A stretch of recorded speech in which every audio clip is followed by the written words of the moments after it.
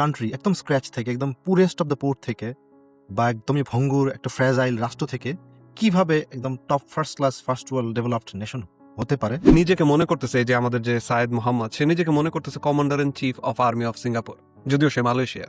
হ্যাঁ, এবং হ্যাঁ, হচ্ছে হ্যাঁ। সে এনি টাইম যদি আমি একটু লি বলতেছে, আমি যদি একটু উল্টাপাল্টা করি নিয়ে নিবে সিঙ্গাপুর দখল আমাকে করে, অ্যারেস্ট করে ফেলবে বা সব আমাকে ধরে অ্যারেস্ট নিয়ে করে যাবে। ফেলবে। So, এটা কেন কেন হচ্ছে অন্য অন্য দেশগুলো ভিক্ষার জন্যই যাইতে থাকে, এবং কেন ও একটু ডিফারেন্ট হয়ে সে ভিক্ষা করবে না? উনি যে এমএনসিস গুলাকে নিয়ে আসলেন এবং তার কনসেপ্টটা ছিল যে আমি সিঙ্গাপুরটাকে এমনভাবে প্রেজেন্ট করব, সবাই দেশে এসে দেখে যে এটা তো রুল অফ ল এর একটা কান্ট্রি।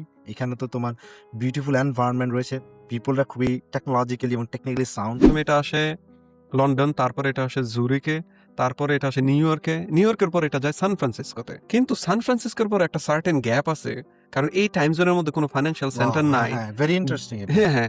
একসাথে লি বুঝছে যে তার তো দেশে উন্নতি করতে হবে। আরেক সাইডের ভিতরে আছে সেইটা বুঝতে পারছে যে লেবার ইউনিয়ন যেটা আছে, এটা অ্যাকচুয়ালি লেবার ইউনিয়নের জন্য কাজ করতেছে না। এই দুইটার মাঝখানে এসে সে এমন ভাবে একটা ডিসিশন নিল, সে চয়েসটা কিন্তু দিয়ে দিল ওয়ার্কারদের কাছে।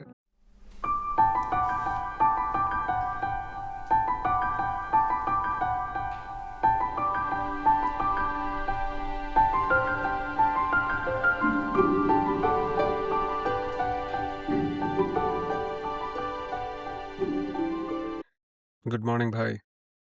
গুড মর্নিং, কেমন আছো? আলহামদুলিল্লাহ ভাই, আপনি কেমন আছেন? আলহামদুলিল্লাহ ভালো আছি। তোমার তো এই টি-শার্টটা দেখে খুব ভালো লাগছে আরকি। এত সুন্দর টি-শার্ট। তুমি একটা করে থ্যাংক ইউ। পাঠায় দিবা আমার কাছে, তাহলে আমি একটু পরে তোমার মতো একটু ঘুরে বেড়াবো আরকি। আপনার আপনাকে সুন্দর লাগতেছে। মুসলিম আমাদের ইফতার। সো ওই যে একটা রিলিজিওসিটির যে ব্যাপারটা। কালকে আমাদের এখানে জামাতুল বিদা গেল, নামাজ পড়লাম গিয়ে মসজিদে। সো আলহামদুলিল্লাহ।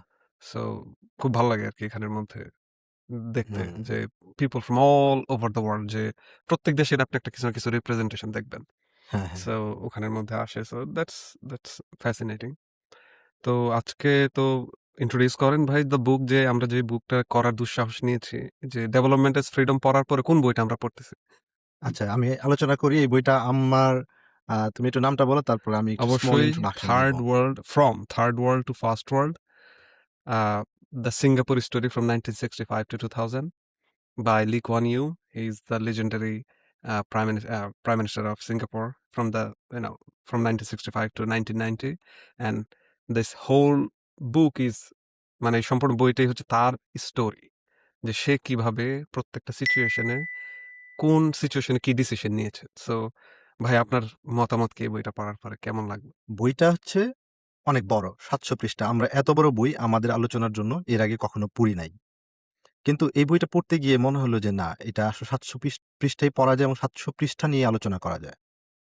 বইটার মধ্যে ডেন্স ইনফরমেশন রয়েছে এবং একটা কান্ট্রি একদম স্ক্র্যাচ থেকে, একদম পুরেস্ট অফ দ্য পোর থেকে বা একদমই ভঙ্গুর একটা ফ্র্যাজাইল রাষ্ট্র থেকে কিভাবে একদম top first class first world developed nation হতে পারে এবং একজন মানুষ বা তার গ্রুপ অফ পিপল কিভাবে এই নেশন বিল্ডিংটা করে দিতে পারে।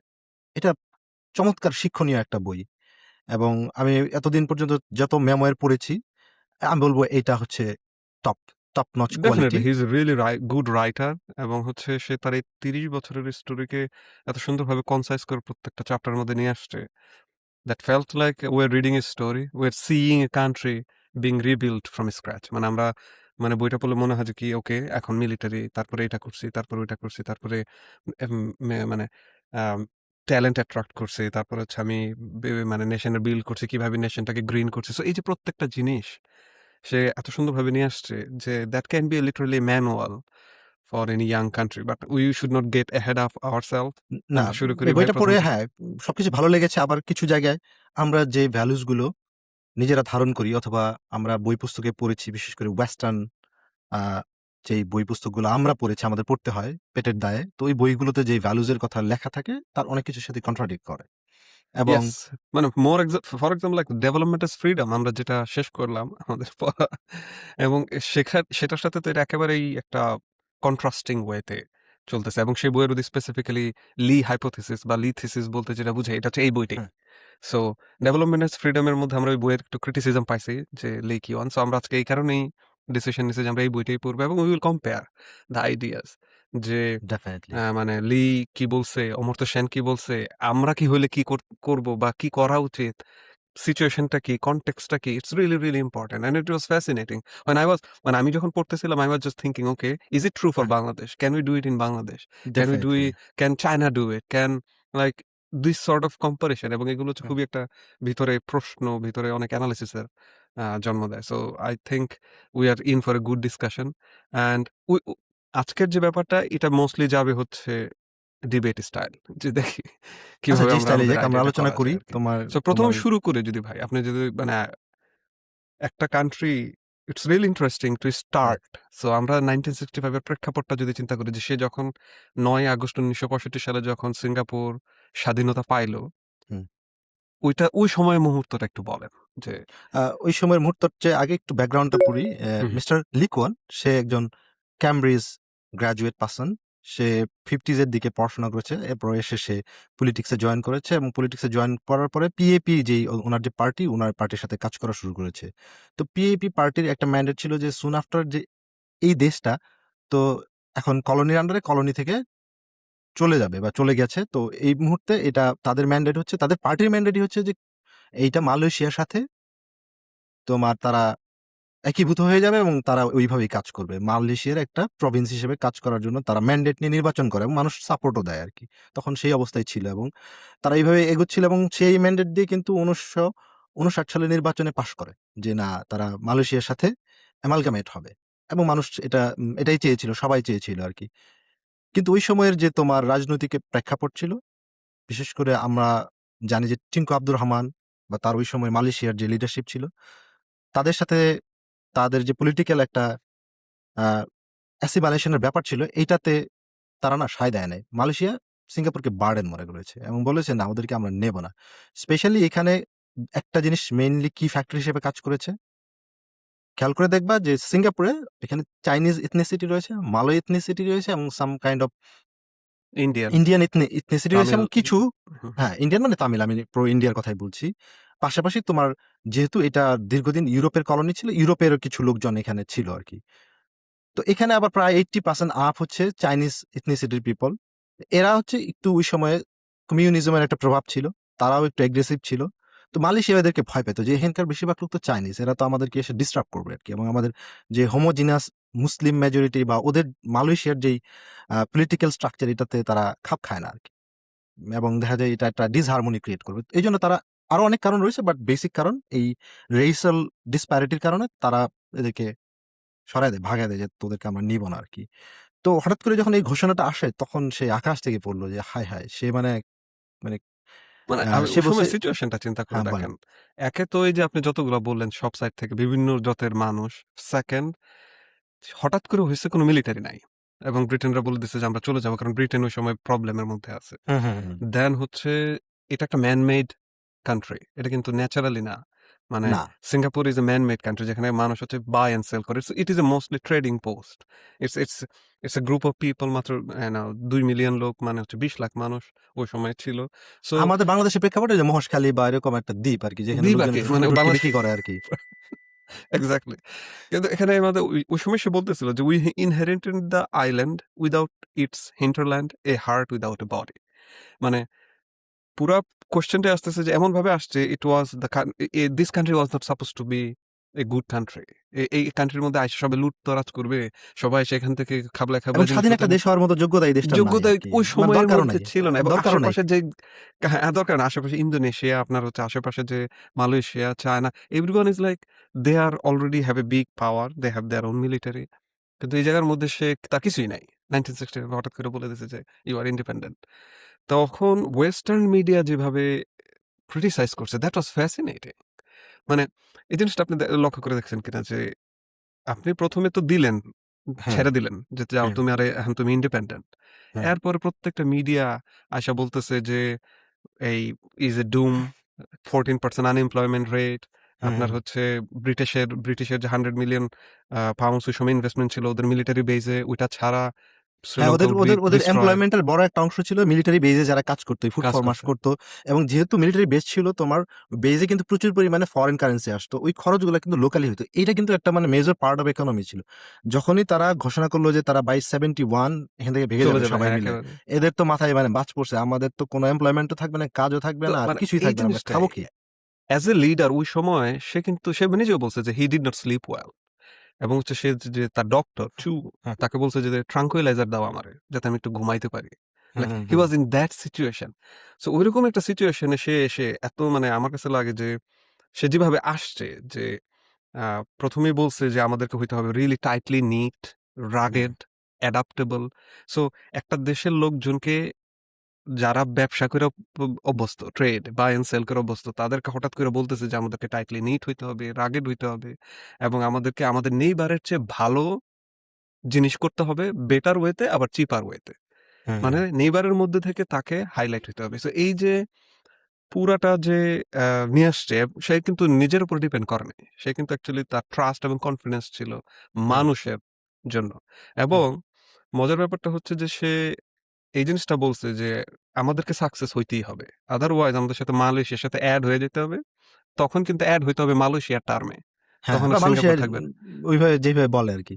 সো আর এই জায়গার মধ্যে আসে। তো এখন ধরেন ওই সিচুয়েশন এ সে এরকম একটা স্ট্রিক্ট মেজার এ নিছে যে হুম। আমাদেরকে রাগেড হইতে হবে।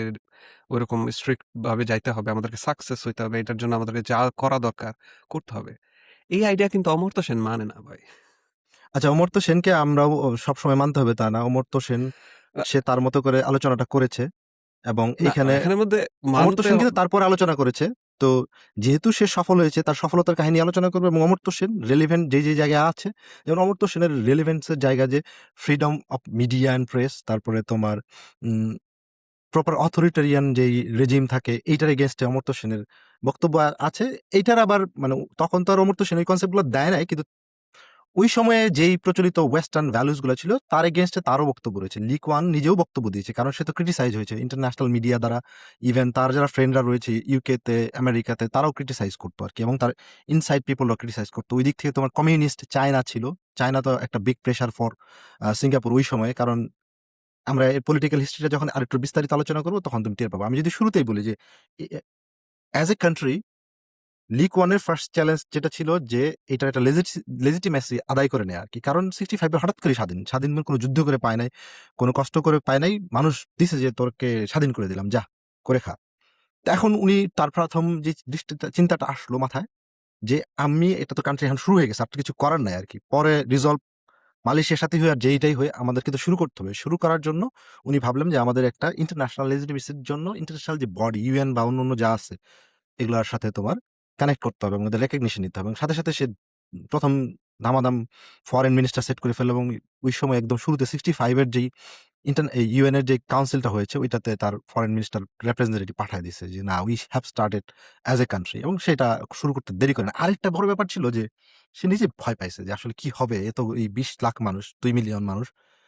তো ৬৫ সালে ২ মিলিয়ন মানুষ কম না। এখন হয়তো আর ৬০ লাখ ৬৫ লাখ মানুষ আছে। এই ২ লাখ মানুষকে আমি কি করে খাওয়াবো, পড়াবো? এদের ভবিষ্যৎ কি? আমি তো নিজেই ভয় পাচ্ছি। বাট সে যেটা মনে করেছে যে, না আমি ভয় পেয়েছি ঠিক আছে। কিন্তু আমার এই ভয়টা অন্য কাউকে আমি বুঝাইতে দেব না। সে তখন পাবলিকের সাথে ওপেনলি কথা বলা শুরু করেছে যে, না আমরা এই দেশটাকে তিলে, তিলে দাঁড় করাবো আরকি। আমাদের যেই সুযোগগুলা আছে আমরা এখান থেকেই শুরু করব এবং তোমরা আমার সাথে থাকো। আমরা এই দেশটাকে আমরা সুন্দর করে সাজাবো এবং মানুষকে সে হোপ দেয়া শুরু করলো আরকি। এবং ওই সময় তার পলিটিক্যাল পার্টি বলতে তো ছিল না। পলিটিক্যাল পার্টির কাজ কি? যে তোমার রাষ্ট্র ক্ষমতা দখল করা। রাষ্ট্র ক্ষমতাই তো কেউ নিতে চায় না। পলিটিক্যাল পার্টি আসবে কোথা থেকে আরকি। একমাত্র চ্যালেঞ্জ ছিল যে সামহাউ সে যেহেতু ওয়েস্টার্ন এডুকেটেড ক্যাপিটালিস্ট গাই, ওই দিক থেকে কমিউনিস্ট চায়নার যে কনসেপ্টটা আছে তারা এটাকে ইনফিলট্রেট করে কিনা বা এটাকে তোমার পুরা কনসেপচুয়ালি দখল করে কিনা। কারণ ওই সময় তো তোমার communism is a very attractive option for many even English western educated person. তারা মনে করত যে আমরা কমিউনিজমের প্রপার যেই থিওরিটিক্যাল মার্কসিজম রয়েছে, মার্কসিজমের প্রপার থিওরি গুলা আমরা এই দেশে ইমপ্লিমেন্ট করে আমরা একটা সাম্যবাদী সমাজ করব। এটাকে মিস্টার লি কুয়ান ভয় পেয়েছেন যে না এটা এই দেশে এই কমিউনিস্ট শয়তানদের ঢুকতে দেওয়া যাবে না। তাদের আইডিয়া গুলোকে ইনফিলট্রেট করতে দেওয়া যাবে না। আমরা একটা প্রপার ক্যাপিটালিস্ট কান্ট্রি থাকবো।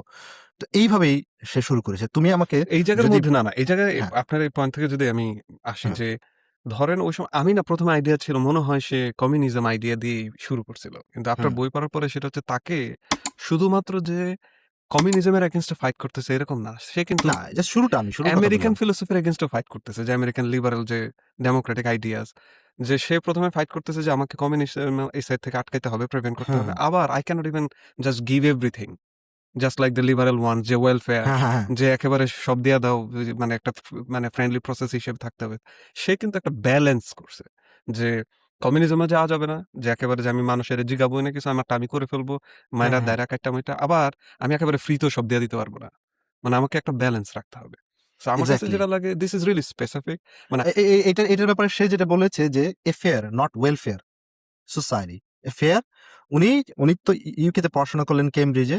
ওই সময়ে তো তোমার সারা দুনিয়াতে স্পেশালি সোভিয়েত ইউনিয়নের কমিউনিজমের প্রভাবে ইভেন যারা ওই সময় ক্যাপিটালিস্ট ছিল ইউরোপিয়ানরা, তারাও মনে করলো যে there are some good component of communism, যেগুলা আস্তে আস্তে আমাদের এই ধরনের ক্যাপিটালিস্ট সোসাইটিতে পুশ না করলে মানুষকে প্রপারলি তাদের হিউম্যান রাইট থেকে শুরু করে তাদেরকে proper service as a state দেওয়া যাবে না। সেটার একটা বড় কনসেপ্ট হচ্ছে ওয়েলফেয়ার সোসাইটি, যে তোমার জনগণকে বিভিন্ন ধরনের ভাতা দেওয়া, স্বাস্থ্য সেবা দেওয়া, শিক্ষা দেওয়া, এটা স্টেটের দায়িত্ব। এটা তারা মনে করা শুরু করলো। এই কনসেপ্টটা আগে একটু কম ছিল, কিন্তু ওই সময় ইউকে সহ অন্যান্য ইউরোপিয়ান কান্ট্রিগুলো এগুলা আস্তে আস্তে অ্যাডপ্ট করা শুরু করলো। বাট তখন তার মনে হয়েছে, উনি যে পড়েছেন যে না, এটা তো পুরোপুরি আবার প্রভাবিত হলো কমিউনিজম দ্বারা।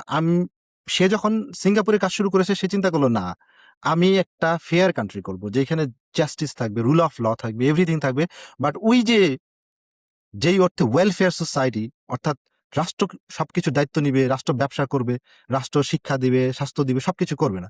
যদিও সে করেছে অনেক কিছু, অন্য ইভেন সোশ্যাল ওয়েলফেয়ার কান্ট্রির চেয়ে ভালো করেছে, বাট তার এটা প্রাইমারি মোটো ছিল না। প্রাইমারি মোটো ছিল, যদি তুমি কিভাবে বলো, একটা হচ্ছে, প্রথমে আমি যদি জাস্ট শর্ট পয়েন্টে বলি, তারপর এগুলো আবার ডিসকাশন করবো, যে আমরা এখানে একটা প্রপার মিলিটারি দাঁড় করাবো, যেটা আমাদেরকে একটা নিরাপত্তা দিবে। কারণ এদিক থেকে তো ব্রিটিশ আর্মি চলে যাচ্ছে, তখন তো আমাদের একটা, তোমার এজ এ সোভরেন কান্ট্রি, সোভরেন্টির ফ্ল্যাগশিপ হিসেবে আমাদের একটা আর্মি লাগবে, specially to fight the Malaysian threat, Indonesian threat, এবং অন্য যদি পাইরেটরাই এসে দখল করে নিয়ে যায় তাহলে কি হবে আর কি। এরকম তো অনেক ধরনের ইস্যুস থাকে আর কি।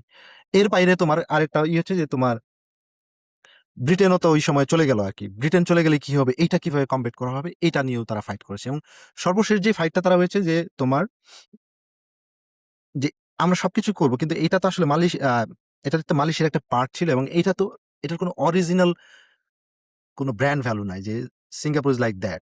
তো যতটুকু আছে সেটা, যে মানুষ এখানে এসে ব্যবসা ট্যাবসা করতো, জাহাজ ভিড়াইতো বা এটা সেটা করতো, যতটুকু লাগতো তেল তুলতো, এইটাকে আমরা কাজে লাগাই, এটা আমরা এই রিজিয়নের একটা বিজনেস হাব করব। এইটা হচ্ছে তার মানে প্রাইমারি কোর কনসেপ্ট আর কি, যে একদম প্রপার একটা সোভরেন আর্মি, যাতে আমাদের এই স্টেটের স্ট্যাবিলিটি থাকে। তারপরে আমাদের এইখানে আমরা বিজনেস সেন্টার করবো। এই এই হচ্ছে তার ইনিশিয়াল তোমার কনসেপ্ট গুলো, যেটা দিয়ে সে শুরু করেছে। তো তোমার কাছে আমার প্রশ্ন হচ্ছে যে সে এজ এ তোমার স্টেট, কেন সে আর্মিটাকে প্রাইমারি কোর আইডিয়া হিসেবে নিল, এবং কি প্রেক্ষিতে নিল? তুমি জাস্ট একটু বলো, আমার না, কিছু আমি তোমার কাউন্টার ওটা আর্গুমেন্ট আছে। ভালো, আমাদের যে নেক্সট আইডিয়াটা, যে মানে building an army from scratch. Hmm, main আপনার কোয়েশ্চেনের অ্যান্সার আমি যদি দেই, সেটা হচ্ছে যে সে যখন প্রথম পাইছে, এবং হচ্ছে হুম, তাকে যখন ফার্স্ট ওপেনিং অফ সিঙ্গাপুরিয়ান পার্লামেন্টে, হুম, এই যে সাইদ মোহাম্মদ বিন সাইদ আহমদ আল সাগফ, সেটা হুম, হচ্ছে যে ব্রিগেডিয়ার জেনারেল, হুম, মালয়েশিয়ান হুম, ব্রিগেডিয়ার, সে লি কুয়ানকে এসকর্ট করে নিয়ে যাচ্ছে তার ফার্স্ট পার্লামেন্টে করার জন্য, এবং সে হচ্ছে মালয়েশিয়ান ব্রিগেডিয়ার।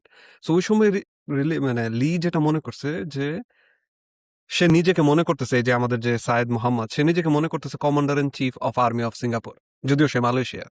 হ্যাঁ, এবং হ্যাঁ, হচ্ছে হ্যাঁ, সে এনি টাইম, যদি আমি একটু মানে লি বলতেছে, আমি যদি একটু উল্টাপাল্টা করি, নিয়ে নিবে সিঙ্গাপুর দখল আমাকে করে, অ্যারেস্ট করে ফেলবে বা সব আমাকে ধরে অ্যারেস্ট নিয়ে করে যাবে। ফেলবে। সো ওই সময়ে সে অ্যাকচুয়ালি অ্যাকুইজ করছে, এবং হচ্ছে সে তারা যা যা বলছে, সায়েদ আহমেদ মোহাম্মদ যা যা করা দরকার করছে, সো ওইটাই তার ভিতরে হিট দিছে, যে what M I like, what is happening এখানের মধ্যে, আমার দেশের মধ্যে আর অন্য দেশের মিলিটারি এসে কন্ট্রোল করবে। So the first thing he wanted to start with is that we have to build an army to survive, to protect ourself, আমাদের আশেপাশে যারা আছে নেইবার, এবং আশেপাশে যারা মিলিটারি রেজিমস আছে, তাদের হুম, কাছ থেকে আটকানোর জন্য। কিন্তু মেইন কোশ্চেনটা হচ্ছে যে এই যে কালচারাল শিফট, হঠাৎ করে একটা দেশ যেটা হচ্ছে বাইং এন্ড সেলিং করে চলতেছে, তাদেরকে আপনি বলতেছেন যে হেই, আপনাদেরকে স্পার্টান অ্যাপ্রোচ নিতে হবে, আজকে থেকে ট্রেনিং শুরু, মারামারি শুরু। সো ইউ হ্যাভ টু মানে গেট রেডি টু ফাইট, এবং হচ্ছে মানুষের মাইন্ডকে আর্মিতে নিয়ে যাওয়া, এবং হুম, হচ্ছে ওই সময় তার কিন্তু রিক্রুট করতে হবে সিঙ্গাপুরের লোকজন। হ্যাঁ, সো এই সিঙ্গাপুরের মালয়েশিয়ানরা লোক নাই। হ্যাঁ, মালয়েশিয়ান তো এই জায়গার মধ্যে নাই। তো সেক্ষেত্রে সিঙ্গাপুরের লোকজনদের মাইন্ড চেঞ্জ করে যে তারা হঠাৎ করে এরকম বাইং অ্যান্ড সেলিং এন্ড ব্যবসা করার সাথে, সাথে তাকে এখন গিয়ে হচ্ছে আর্মিতে করতে হবে। ন্যাশনাল আর্মিতে জয়েন করতে হবে। মানে ন্যাশনাল আর্মিতে জয়েন করে নেশনকে সার্ভিং এর জন্য এবং প্রিপারেশন নিতে হবে। সো এই জিনিসটা ছিল হচ্ছে ফ্যাসিনেটিং যে সে ওই সময়ের সিচুয়েশন এ দেখতেছে যে মিলিটারি থ্রেট এবং মিলিটারি থ্রেট দেখার পরে he was able to change the mindset of people. Hmm, hmm, That hmm. since we are independent now, we have to get ready. We have to prepare our country for a better future. And for that, the first thing that we need is to have a good military. কিন্তু আমার এবং কাছে interesting লাগে ভাই। আমরা হ্যাঁ, অন্য দেশে যখন হিস্ট্রি পড়ছি, হ্যাঁ, হিস্ট্রির মধ্যে যেটা আসছে যে তারা প্রত্যেকটা কান্ট্রি যখন তার কলোনাইজার থেকে আলাদা হইছে, তার আগে মারামারি শুরু মানে তারা হচ্ছে কলোনাইজারদের এগেইনস্ট এ। যে হুম, এখন হুম, হচ্ছে হুম, আমরা ব্রিটিশ কোনো পলিসি রাখবো না, ব্রিটিশের হুম, কোনো চিহ্ন রাখবো না দেশের মধ্যে। হুম, কিন্তু হুম, সে কিন্তু বারবার ব্রিটিশদের কাছে গেছে যে, হুম, হুম, "প্লিজ আপনারা আপনাদের মিলিটারি বেসটা সরায়েন না। প্লিজ।" হুম, সে কিন্তু গিয়ে হচ্ছে ওই যে লন্ডনে গিয়ে কনফারেন্স করছে। লন্ডনে গিয়ে বিভিন্ন যে ব্রিটেনের যে স্টেট মিনিস্টার, ওখানের যে মিলিটারি তাদের সাথে কথা বলছে। তাদেরকে সে গিয়ে বুঝানোর চেষ্টা করছে যে, "প্লিজ আপনাদের মিলিটারি বেসটা রাখেন। আমাদেরকে আপনি করেন।" তারা পারে নাই। কারণ ব্রিটেনের ওই সময় হচ্ছে তাদেরকে চলে আসতে হবে। তারা ওই খরচ করতে পারবে না। তারাও তো ফলিং পাওয়ার ওই সময় আরকি। ফলিং টাকা-পয়সা পাওয়ার ওই সময়ের হ্যাঁ। মধ্যে। কিন্তু তারপরেও কিন্তু সে গিয়ে হচ্ছে যে তাদের কাছ থেকে গিয়ে বলত যে, "আপনাদের মিলিটারি বেসটা আমাদেরকে দিয়ে দেন। মানে এটা তো আপনারা ডিস্ট্রয়ই করে দিবেন। ডিস্ট্রয় না করে আমাদেরকে ট্রেনিং এর জন্য দেন।" হুম, হুম, সো ওই জায়গার মধ্যে আমার কাছে লাগছে যে একটা দেশের প্রেসিডেন্ট, একটা দেশের প্রাইম মিনিস্টার সে আরেকটা দেশের কাছে গিয়ে যে যারা তার কলোনাইজার ছিল, যারা এতদিন ধরে হুম, শাসন করে আসছে তাদের কাছেই গেছে। মানে হি লিটারালি টুক হিজ প্রাইড। মানে আপনি যদি অন্য জেনারেল সুহার্তোর কথা যদি চিন্তা করেন, আপনি যদি চায়নার কথা চিন্তা করেন, আপনি যদি মিডল ইস্টের সাদ্দাম বা ওই টাইপের কথা চিন্তা করেন, প্রাউড পিপল। হুম, জীবনও যাবে না যে গিয়া ব্রিটিশদের সাথে কথা বলতে যে আমরা আমাদের দেশকে উন্নতি করতে হবে, আপনি আমাদেরকে হেল্প করেন, মিলিটারি ভাবে হেল্প করেন বা কিছুভাবে হেল্প করেন। তারা বলবে যে না উই উইল ডু আওয়ারসেলফ। তখনই কইরা কি করবে? একেবারে দেশটারে শেষ করবে। কিন্তু সে টুক হিজ প্রাইড ডাউন, ইগো-টিগো সব বাদ দিয়ে সে হচ্ছে ওদের সাথে কথা বলে চেষ্টা করছে যতটা সম্ভব এবং ওই ওয়েতে নিজের দেশের ভিতরে ওই যে মিলিটারি যে বেসটা সে হুম। কিন্তু তৈরি করছে। এক্সাক্টলি। এটা ওদের যখন ব্রিটিশরা চলে যায়, প্রায় ১৫,০০০ একর বা ওই সময়ের যে মেইনল্যান্ড সিঙ্গাপুরের প্রায় 1/3 ছিল ওদের বিভিন্ন বেস বা কলোনিয়াল যে স্ট্রাকচার গুলো ওগুলাই। এয়ার ফোর্সের, নেভির বা অন্যান্য আর্মির যারা বা পুলিশ-টুলিশ যা থাকে ওগুলাই 1/3 ছিল ওদের ১৫,০০০ একর বা সামথিং লাইক দ্যাট আরকি। এখন এত বড় ল্যান্ডের মধ্যে আবার ওদের স্থাপনা ছিল। তো লিকুয়ানের ডিমান্ড ছিল যে, "আপনি তো এগুলা ধ্বংস করে দিবেন। তো এই যে ঘরবাড়ি যেগুলা আছে, যেগুলা মনে করেন যে আপনাদের মিলিটারিতে কোনো কাজে লাগবে, ওইগুলা আমাদেরকে কম দামে দিয়ে দেন। বা জমিগুলাও আমাদেরকে কম দামে দিন।" জমিগুলো সে কিনে নিয়েছে। খুবই মানে লো প্রাইসে কিনে নিয়েছে এবং সে ওগুলাতে ইউজ করছে এবং মিলিটারি ফরমেশন এর জন্য সে যখন বুঝতে পেরেছে যে আল্টিমেটলি উইদিন 71-72 ব্রিটিশ মিলিটারি তো চলে যাবে। তাহলে আমাদেরকে একটা নতুন নিজেদের মিলিটারি তৈরি করতে হবে। তখন সে দেখলো যে না আমাদেরকে এখন হেল্প চাইতে হবে। সে বিভিন্ন দেশের কাছে হেল্প চাইলো এবং বিভিন্ন ইন্ডিয়ার কাছে চেয়েছে। ইন্ডিয়ার মতো একটা কান্ট্রির কাছে তারা হেল্প চেয়েছে। মালয়েশিয়ার কাছে চেয়েছে, ইন্দোনেশিয়ার কাছে চেয়েছে। কেউ তাদেরকে হেল্প করে নাই আরকি। যে ওদেরকে কেন ইন্দোনেশিয়ান মনে করলো যে মালয়েশিয়া মাইন্ড করবে। আর মালয়েশিয়া তো করবেই না। ও তো মনে করবে ওরা যদি ক্ষমতাশালী হয়ে যায় তাহলে তো আর মালয়েশিয়াকেও চটানো যাবে না। মালয়েশিয়াকে চটাই দিলে দেখা যায় খপ করে এসে ধরে নিয়ে যাবে। পুরা সিস্টেম ডিস্ট্রয় করে দিবে। ইন্ডিয়া মনে করছে যে এটা করতে গেলে ইন্দোনেশিয়া, মালয়েশিয়ার লোকজন মাইন্ড করবে। তারপরে সে সামহাউ গোপনে তোমার ওই সময়ে ইসরায়েলের সাথে যোগাযোগ করেছে আরকি। Israel agree perfect. করেছে। ইসরায়েল এগ্রি করেছে যে তাদেরকে ট্রেনিং দিয়ে প্রপার মিলিটারি এয়ার ফোর্স কিভাবে তৈরি করা যায় বা ২-১ টা সরঞ্জাম বিক্রির ব্যবস্থা, কেনার ব্যবস্থা করে দেওয়া যায়, এটা সে মিডলম্যানশিপ হিসেবে কাজ করেছে। এখন দেখো এখানে খেয়াল করো পাশে ইন্দোনেশিয়া এবং মালয়েশিয়া যারা হচ্ছে প্রপার মুসলিম কান্ট্রি। এখন তারা তো কিন্তু ইসরায়েলকে ওইভাবে তখন স্বীকার করত না আরকি। তো ওই একটা জায়গায় হঠাৎ করে ইসরায়েলিদের নিয়ে আসা, এটা কিন্তু পলিটিক্যালি ভেরি রিস্কি। তো সে হচ্ছে কি দেখো কি পরিমাণ shrewd and clever পারসন। সে বলছে এদেরকে ডিসগাইজ করাইছে দে আর মেক্সিকানস। যে যেই লোকগুলা ইসরায়েল থেকে আসছে ওদেরকে নামার পরে পরিচয় করায় দিছে, তোমার এরা হচ্ছে মেক্সিকান। ওই সময় কিন্তু তোমার মালয়েশিয়ান লোকজন ছিল। মানে মালয়েশিয়ান আর্মি কিন্তু ইনসাইড দ্য সিঙ্গাপুর ছিল আরকি। ওই যে তুমি যে মুসলিম ভদ্রলোকের কথা বললা, উনার নেতৃত্বেই ছিল আরকি। তারপরেও সে এই কাজটা করলো এবং এদের দিয়ে বিভিন্ন ছোট ট্রেনিং করে ৬০ জন ১০০ ১৩ জন করে জনকে ট্রেন মানে সে ১৩ জন ইসরায়েলি কমান্ডার তারা এসে হচ্ছে সিঙ্গাপুরকে ট্রেনিং করাইছে এবং হচ্ছে আ তাদের মিলিটারি বিল্ডিং এ হেল্প করছে। এখন এখানেই আমার কোয়েশ্চেন আপনার কাছে ভাই। অ্যাকর্ডিং টু সে হচ্ছে ফুল সিক্রেট রাখছে।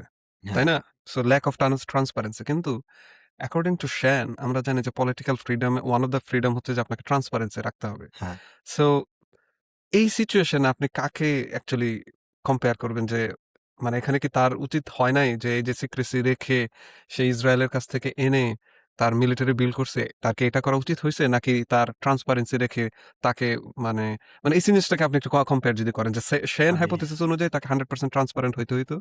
যে পলিটিক্যাল ফ্রিডম যে দেশের মানুষকে জানতে হবে তারা কি ডিসিশন নিছে বা তারা কিভাবে কাজ করতেছে। কিন্তু লি এখানের মধ্যে নিজে ডিসিশনটা নিছে। নিজে ডিসিশন নিয়ে সিক্রেট ভাবে even though he was successful but that's two difference. One of the main differences between this two hypothesis. এখন আপনি যে স্টেট পারসন, আপনি এই ২ টার মধ্যে কোনটাকে বা আপনি কিভাবে কম্পেয়ার করবেন? আমি কোনটাকে ওয়েট কম্পেয়ার দেওয়ার দরকার নাই বাট কিভাবে কম্পেয়ার ওকে। করবেন? কম্পেয়ার হচ্ছে কি যে সেন যেটা বলেছে এইটা হচ্ছে যে তোমার হাই লেভেল অফ ফিলসফিক্যাল। ঠিক আছে? আমি এটাকে কাউন্টার করছি না। কিন্তু পৃথিবীর কোন দেশ পুরোপুরি নরমেটিভ ফিলসফি বা বেসিক স্ট্যান্ডার্ড দিয়ে চলে না। ধরো তোমার দেশে সিআইএ আছে। আমাদের পাশের দেশে আরএডব্লিউ রয়েছে। বাংলাদেশে ডিজিএফআই রয়েছে। বা প্রত্যেকটা দেশের তোমার নিজস্ব কিন্তু তোমার ইন্টেলিজেন্স গ্রুপ অফ পিপল রয়েছে। এর বাইরেও অনেক ধরনের ইন্টারনাল ডিপ্লোমেসি রয়েছে যারা কোনো কালেই এটা সাধারণ জনগণ জানে না। Suppose to be known by the people, কিন্তু পৃথিবীর কোনো কালে কোনো ইতিহাসে এটা জানে নাই। যদিও আমাদেরকে মিস্টার সেন শিখিয়েছেন যে এগুলা সবকিছু জানাইতে হবে। কিন্তু পৃথিবীর রাষ্ট্র ব্যবস্থাটা এরকম যে রাষ্ট্র ব্যবস্থায় এই জিনিসগুলো যতটুকু জানাইলে মানুষকে তার উপকারে আসবে ততটুকু জানানো যায়। কিন্তু আমেরিকা বা ইউকে তারা কি তাদের মিলিটারি সকল স্ট্র্যাটেজি কি পাবলিক করে? করে না। বা তারা কোন দেশে কবে ইনভেড করবে এটা কি আগে থেকে জানায়? জানায় না। বা কেন করছে সেটা কি জানায়? তাও জানায় না। জানাইলেও যেটা বলে সেটা মিথ্যা কথা বলে বা পেছনে কিন্তু অন্য জিনিসটা থাকে আরকি। তো আমি যেটা বলতে চাচ্ছি যে মিস্টার সেনের তো আর তখন ওই স্পিচটা দেন নাই বা উনার কনসেপ্টটা আসে নাই। ইভেন লি কুয়ান ডেভেলপ হওয়ার অনেক পরে তোমার সেনের কনসেপ্টগুলো আস্তে, আস্তে ফর্ম হওয়া শুরু করে। বাট ওই সময়ে লি কুয়ান যখন এই কাজগুলা করছিলেন, উনি ইন্টারন্যাশনাল মিডিয়া, চায়নার যে তোমার কমিউনিস্ট বেস ছিল, ইভেন এশিয়ার যারা অন্যান্য কান্ট্রি গুলো ছিল তারাও কিন্তু তাকে হেভিলি ক্রিটিসাইজ করেছে যে এ তো সাদ্দাম হোসেন আরেকটা আরকি। অথবা সে একটা অটোক্রেট। সে হচ্ছে তোমার অ্যান্টি মিডিয়া ফ্রিডম। সে মিডিয়া পছন্দ করে না। সে সাংবাদিকদের রেগুলার কোর্টে ডাকাডাকি করে। কোর্টে নিয়ে ওদেরকে জরিমানা করে এবং সে যেকোনো ধরনের ইন্টারন্যাশনাল প্রেস তার বিরুদ্ধে কোনো লেখালেখি করলে সে ওদেরকে রেস্ট্রিকশন দিয়ে দেয় যে, "তোমাদেরকে এখানে বিক্রি করতে দিব না পেপার আরকি।" তো এই যে দেখো তোমার সবগুলো কাজ সে করেছে এবং সে জাস্টিফাই করেছে যে, "এই দেশটা আমাদের। এই দেশে আমাদের ভ্যালুস, আমাদের ডেভেলপমেন্ট, আমাদের স্বার্থ যেই প্রক্রিয়ায় সবচেয়ে বেশি সুরক্ষিত হবে সেটাকেই আমরা ইমপ্লিমেন্ট করব।" এই আমেরিকান ভ্যালু, উনার বক্তব্য হচ্ছে আমেরিকান ভ্যালুটা কি? যে মিডিয়াতে সবকিছু লেখা যাবে। মিডিয়ার ফ্রিডম মানে কি সবার ফ্রিডম। কিন্তু আসলে তার বক্তব্য হচ্ছে যে মিডিয়াটা আসলে কার? মিডিয়াটা কি গভর্নমেন্টের নাকি পিপলের? মিডিয়াটা হচ্ছে some royal or very wealthy people, তাদের ফ্রিডম।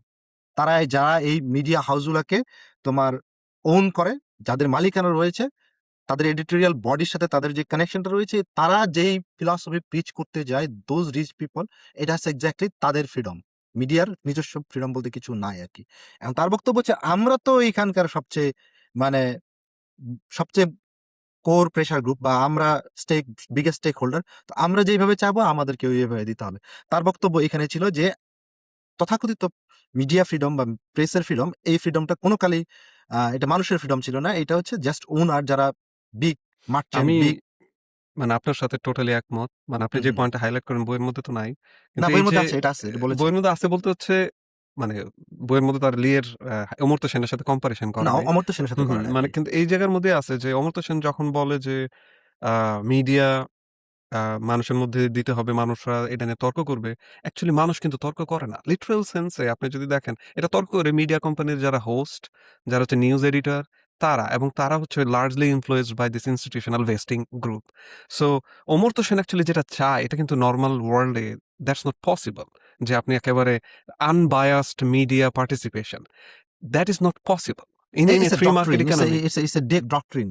ধরো ইয়া, ফ্রি ইয়া। মার্কেট একটা ডক্ট্রিন, কিন্তু ফ্রি মার্কেট কি সব জায়গায় ইমপ্লিমেন্ট হয়? এটা সম্ভব না। কমিউনিজম ইস এ ডক্ট্রিন, কিন্তু কমিউনিজম কি সব ফুল টাইম জায়গায় সব জায়গায় ইমপ্লিমেন্ট হয় না। ইমপ্লিমেন্ট সো হয়? এক্সাক্টলি তো তো এখানের এটাও মধ্যেও একটা নরমেটিভ একটা তোমার যে এটা হওয়া উচিত আরকি, যে এটা হওয়া উচিত। It should be the standard. How long we can go that's different case, but আমরা এটাকে এইম করব। এখন তার মতো করে ব্যাখ্যা করেছে আর সেন তো তার মতো ব্যাখ্যা করেছে। কিন্তু পৃথিবীর কোন দেশেই কেউ মানে সেনকে পুরোপুরি কেউ ফলো করে না। তুমি একটা এটা দেশে আমি দেখাইতে পারবে না, এটা আমি এটা কোয়েশ্চেন পাবা না রাখবো আরকি। আমাদের অডিয়েন্সের কাছে যে তারা কি মনে করে যে অ্যাকচুয়ালি এখানে লি রাইট ছিল নাকি এখানে অমর্ত্য সেন রাইট ছিল? আচ্ছা, অডিয়েন্সের কাছে আমার আরেকটা রিকোয়েস্ট, এই যে আমরা বেশ কিছুদিন যাবত এই পর্বগুলো করছি। অনেকেই শুনছেন, কমেন্ট করছেন, লাইক দিচ্ছেন।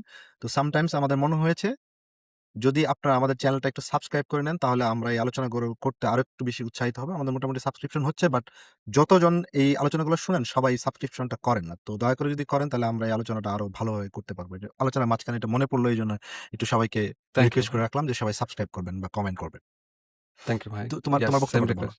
সো মানে এখান থেকেই আসছে যে আমরা যদি ওখানে ওই মিলিটারি থেকে যদি আমরা আসি তার পরবর্তী স্টেজ যে এখন তো হুম। মিলিটারি মোটামুটি সে না, পরিশ্রম মিলিটারিতে করতেছে। আরেকটা পয়েন্ট তুমি একটু হুম, হুম। জাস্ট তোমাকে মনে করার জন্য।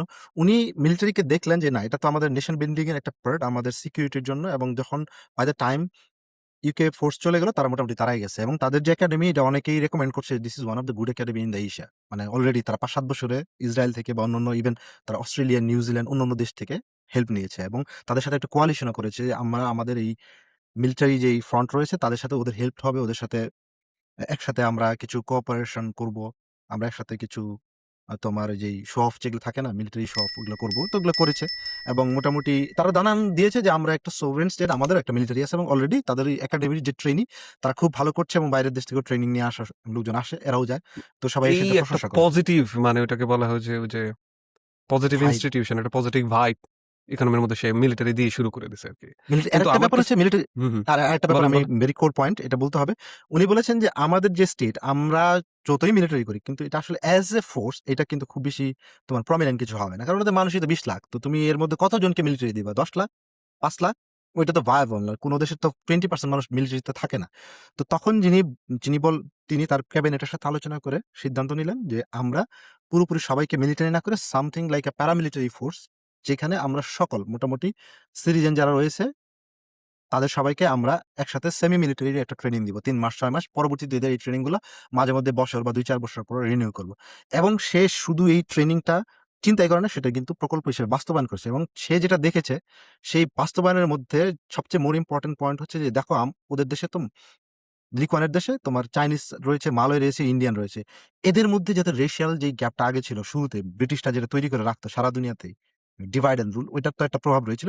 সে এটাকে মেল্টিং পট হিসেবে দেখেছে যে এইখানে আমাদের সব বাচ্চারা একদম প্রপোর্শনেটলি ট্রেনিং করবে, বা স্টুডেন্টরা ট্রেনিং করবে, বা ইয়াং যারা ইউথ রয়েছে তারা ট্রেনিং করবে। একসাথে মিশবে, তারা ফিল করা শুরু করবে যে we are one, United.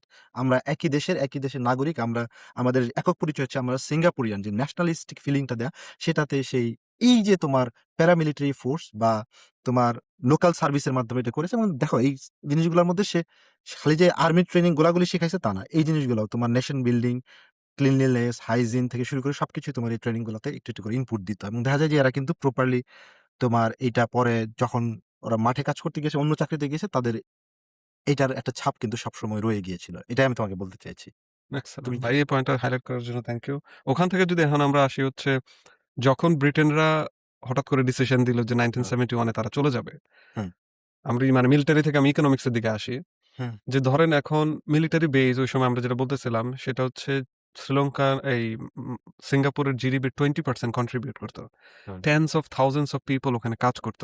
So তারপরে হচ্ছে এই যে এটাই ছিল তাদের বেসিস। হুম, এখন ওখান থেকে যখন ধরেন ব্রিটিশরা চলে যাচ্ছে তখন কিন্তু এটা খুবই একটা ফার্স্ট তো মিলিটারি থ্রেট ছিল, বাট এখন যেহেতু একটু মিলিটারি আছে কিন্তু এখন প্রবলেমটা হচ্ছে যে এই যে আমি মিলিটারি করলাম সবকিছু করলাম এদেরকে তো খাওয়াইতে হবে। হুম, আমার তো একটা দেশ আছে, আমার দেশের মধ্যে 20% জিডিপি যদি চলে যায় তো হুম, সেক্ষেত্রে আমি কি করব ওই সময়ের মধ্যে? সো ওই জায়গার মধ্যে থেকেই মানে আমি কিছু পয়েন্টকে মানে সে যে ওই সময় যে ইনিশিয়েটিভ গুলা নিছে যে সে প্রথমেই ধরেন আপনি একটা জিনিস ওই যখন সে ব্রিটিশরা চলে যাওয়ার পরে সে একটা কাজ করছে যে সে সিঙ্গাপুরের মানুষকে একটা মেসেজ দিছে। সেটা হচ্ছে যে, হুম, "The world does not owe us for a living, owe us a hmm, living. We cannot live by the begging bowl." মানে সে ওই সময় বলে দিছে যে, "আমরা ভিক্ষা করতে পারব না।" মানে সে চলে যাচ্ছে যে আমাদেরকে যেটা করতে হবে আমাদেরকে মানে ওয়ার্ল্ড আমাদেরকে আইসা খাওয়াবে না। আমাদেরকে নিজেদেরকে সেলফ ডিপেন্ডেন্ট হইতে হবে।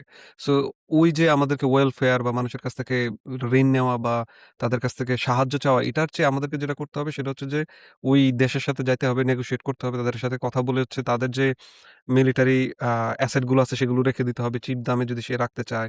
তারপর হচ্ছে ওখানে যে জব গুলা ছিল সেগুলো যদি সিভিলিয়ানাইজড করে মিলিটারি থেকে সিভিলিয়ান মানুষদেরকে দেওয়া যায়। তারপরে হচ্ছে ওইটাকে বেসিস করে জিডিপি কে কিভাবে রিকভার করা যায়, বিজনেস কনফিডেন্স কিভাবে বাড়ানো যায় এবং সিঙ্গাপুরের যে ইকোনমি আছে সেটার কালেক্টিভ সারভাইভাল কিভাবে এনশিওর করা যায়। এখানে কোয়েশ্চেনটা হচ্ছে অন্যান্য দেশ এই সময়ে যখনই যারা ইন্ডিপেন্ডেন্ট হয়, হুম। তাদের মেইন একটা ওয়ে থাকে কি, তাদেরকে এখানকে ভিক্ষা করতে হবে। যারা কলোনাইজার ছিল তাদের কাছে গিয়ে বলতে হবে আমাদেরকে রিপারেশনস দাও। যারা হচ্ছে ওয়েলদি ডেভেলপড কান্ট্রি আছে তাদেরকে গিয়ে ডোনেশন বলতে হবে দাও, এইড দাও, ডোনেশন এটা দাও, দাও, এইড সেটা দাও, দাও। এটা দাও। এবং আরেকটা সবচেয়ে যেটা ক্রিটিক্যাল, আমি সারা জীবন ধরে শুনে আসছি হুম, যে যখনই একটা গরিব দেশ থাকবে তাদেরকে ডেফিসিট ফাইন্যান্স করতে হবে। হুম। তাই না? ডেভেলপমেন্ট বাজেট করতে হবে, ডেফিসিট বাজেট করতে হবে। এটা দেখায় বাইরে থেকে এইড আনতে হবে, বাইরে থেকে লোন নিতে হবে।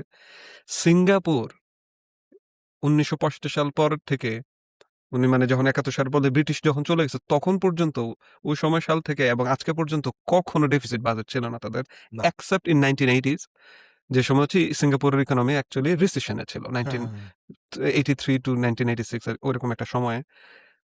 তো এটা কেন? মানে কেন হচ্ছে অন্যান্য দেশগুলো ভিক্ষার জন্যই যাইতে থাকে এবং কেন ও একটু ডিফারেন্ট হয়ে সে ভিক্ষা করবে না? সে হচ্ছে নিজের দেশকে আ মানে স্বাবলম্বী করবে। সো এই ২ টাকে আপনি কিভাবে দেখেন? যে অন্যান্য দেশের বা আমরা যে বাংলাদেশের কথা বলল যে একটা ডেফিসিট বাজেট থাকতে হবে, গিয়ে ভিক্ষা করতে হবে, মানুষের কাছে ঋণ নিতে হবে। ওই সময় যেটা ছিল যে আ আমাদের যে লিডাররা তারা বিভিন্ন জায়গায় গিয়ে instead of repairing the country তাদের মেইন ফোকাস ছিল বাইরে থেকে যতটুকু হেল্প আনা যায়।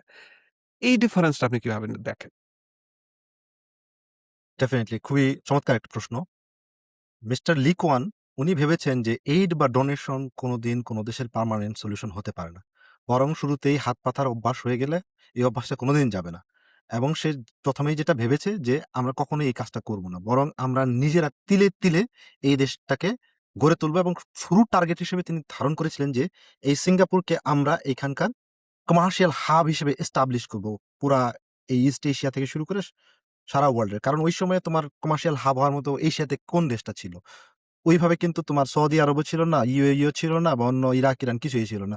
একমাত্র তোমার ওয়েস্টার্নদের পছন্দ ছিল ইসরায়েল, কিন্তু ইসরায়েলের তো অনেক প্রবলেম। ইসরায়েলের উপর কেউ খুশি না এবং দেখা যায় ওইখানকার পিস অ্যান্ড স্ট্যাবিলিটি কিন্তু প্রবলেম ছিল।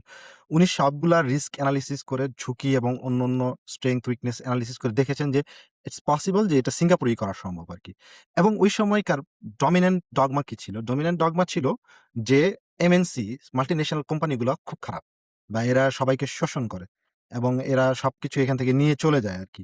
কিন্তু লি কুয়ান এই কমিউনিস্টিক যেই তোমার প্রিচিং গুলা ছিল ওই সময় চায়নার দ্বারা বা সোভিয়েত দ্বারা যে প্রিচিং গুলা ছিল, ওই প্রিচিং গুলাকে সে সামহাউ ইগনোর করেছে এবং বলেছে, "না, আমরাই এমন একটা পরিবেশ তৈরি করব যাতে এমএনসিস গুলোকে আমরা ইনভাইট করব অথবা এমএনসিস গুলো আমাদের সব বিজনেস ফ্যাসিলিটিস এবং সবকিছু দেখে তারা নিজেরা এখানে এসে ইনভেস্ট করে।" কারণ এইটা আমরা যদি না করাইতে পারি, তাহলে এই যে ব্রিটিশরা যে চলে যাবে তখন তোমার প্রায় 20-30% জব খালি হয়ে যাবে। এইটা কে দিবে আরকি? একমাত্র এমএনসিস গুলাতে।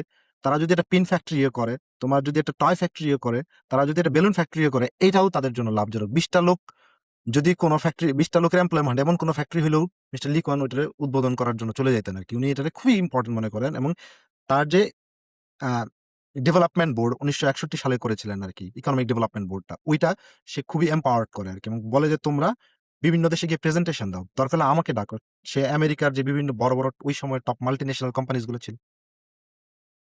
তোমার ভয়েস আসতেছে না। তোমার ভয়েস মানে আসতেছে টেক্সাস না। ইন্সট্রুমেন্টের সাথে কথা বলা, গিয়ে এইচপির সাথে কথা বলা। সে হচ্ছে এক্সাক্টলি। গিয়ে বিভিন্ন জায়গায় গিয়ে ভাষণ দিত। মানে তার কথা তো অনেক সুন্দর ছিল সে যখন কথা বলতো হ্যাঁ। ওই জায়গার মধ্যে এবং মানুষ এসে তার সাথে কথা বলার চেষ্টা করতো এবং সেও কিন্তু হচ্ছে তার ওই যে সিগারেটে ধোঁয়ার ভিতরে অ্যালার্জি ছিল। সেও নিজেকে কন্ট্রোল করে এইসব যারা স্মোক করতো ওই সময় 1960s আমলে গিয়া তাদের সাথে কথা বলে তাদেরকে ইনভাইট করতো যে, "আসো দেখো।" যে কি হচ্ছে এই জায়গার মধ্যে এবং সাকসেসফুলি সে মেক সিউর যে ওই সময়কার সবচেয়ে হাইয়েস্ট যে কান্ট্রি জাপান, আপনার হুম। ধরেন হচ্ছে চায়না, ওই সময়ে সরি জাপান, তারপর যে আদার যে ইউরোপিয়ান কান্ট্রিজ গুলো যেখানে গিয়ে তারা হচ্ছে বড় যেই কোম্পানিগুলো এমএনসি গুলো ব্যবসা করত, সে ওখান থেকে মার্কেট শেয়ার গ্র্যাব করছে এবং তাদের মেইন যে ব্যবসার জায়গাগুলা সে সিঙ্গাপুরে নিয়ে আসতে পারছে। মানে সে যে শুধুমাত্র মিলিটারি ডিক্টেটর ছিল অথবা হচ্ছে সে মিলিটারি লিডার ছিল ব্যাপারটা এরকম না। সে যে খুব ভালো লিয়াইজেন অফিসারও ছিল। যে সে হচ্ছে গিয়ে মানুষের কাছ থেকে নিজের দেশকে সেল করতে পারত। যে আমি কিভাবে এই জিনিসটাকে করব। So it's not about just তুমি বিল্ডিং উনার থিংস। YouTube এ না ২-১ টা স্পিচ পাবা, পড়ো না। ভেরি ইন্টারেস্টিং ওয়েতে সে মানে উনার ইংরেজি কিন্তু ওই প্রপার ধরো মানে ব্রিটিশ বা আমেরিকান ইংরেজি না। উনার সেন্টেন্স মেকিং ও দেখবা আমাদের মতোই আরকি। দেখবা তোমার মতো না। তুমি তো অনেক ভালো ইংরেজি বলো। উনি ভেঙে, ভেঙে ইংরেজি বলে আরকি এবং মানে পারসুয়েসিভ বাট ইটস লাইক ফান। মানে উনার কথা শুনতে খুব ভালো লাগে আরকি। গল্পের সুরে সে বলে এরকম, এরকম করে আরকি। ভেরি ইন্টারেস্টিং আরকি। তুমি এটা শুনে দেখো। এখানে একটা মজার ব্যাপার হচ্ছে কি যে উনি যে এমএনসিস গুলাকে নিয়ে আসলেন এবং তার কনসেপ্টটা ছিল যে আমি সিঙ্গাপুরটাকে এমনভাবে প্রেজেন্ট করব সবাই দেশে এসে দেখে যে এটা তো রুল অফ ল এর একটা কান্ট্রি। এখানে তো তোমার বিউটিফুল এনভায়রনমেন্ট রয়েছে। পিপলরা খুবই টেকনোলজিক্যালি এবং technically sound. They are very educated. এটাই তো জায়গা যেখানে আমরা ইনভেস্ট করতে পারি এবং ওই সময়ে কিন্তু তারা এই ইনভেস্টমেন্ট গুলো পাওয়া শুরু করলো। আর সব ইনভেস্টমেন্টের একটাই কি যে ধরুন ৫ জন ১০ জন করবে। তখন কিন্তু তাদের গল্প শুনে, শুনে মুখে, মুখে কিন্তু অনেক লোকজন আরো রেফারেন্স এ চলে আসে যে না ওইখান থেকে তো আমি পুরা ইস্ট এশিয়াতে অনেক তোমার এক্সপোর্ট করতে পারবো। আবার এদিক দিয়ে তোমার তার একটা সুবিধা ছিল কমিউনিস্ট চায়না, কমিউনিস্ট তোমার ভিয়েতনাম ছিল। এই জায়গাগুলোয় কিন্তু তোমার ওদের স্ট্রিক্ট মেজার পলিসি ছিল। একমাত্র এখানে লিবারেল ছিল সামহাউ কাইন্ড অফ হংকং। আবার এদিক দিয়ে সিঙ্গাপুর।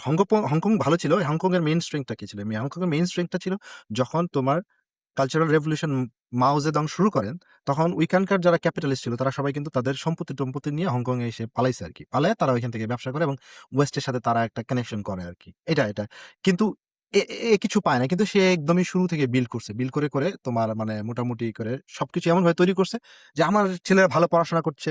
আমাদের ছেলেরা অনেক টেকনিক্যালি সাউন্ড, তাদের এডুকেশন ভালো। তাহলে কেন তোমরা এখানে করব না? আর ওরাও এসে দেখতেছে আরে দেশটা তো সুন্দর, গ্রিন, গোছানো, সবকিছু ডিসিপ্লিন। তাহলেই তো এটা মানে শেপ সবাইকে দেয়ার চেষ্টা করেছিল যে এটা হচ্ছে তোমাদের মতো একটা ইউরোপিয়ান কান্ট্রি। এটা একটা ফার্স্ট ওয়ার্ল্ড কান্ট্রি। এটা তোমরা থার্ড ওয়ার্ল্ড মনে করার কোনো কারণ নেই। এটা সে ৬০ মানে সা সা তোমার ৬৫ সালে প্ল্যান করে ৭০-৭২ এর মধ্যে এটা মোটামুটি একটা ভাইব দিয়ে দিয়েছে যে না we are already in I mean development phase. আমরা এখন আর ডেভেলপিং না। এবং এটা যতটুকু রিপ্রেজেন্ট করার জন্য দরকার ওইটুকু সে করেছে। যেমন ধরো এয়ারপোর্টের ব্যাপারগুলা, এয়ারপোর্ট থেকে রাস্তাগুলা।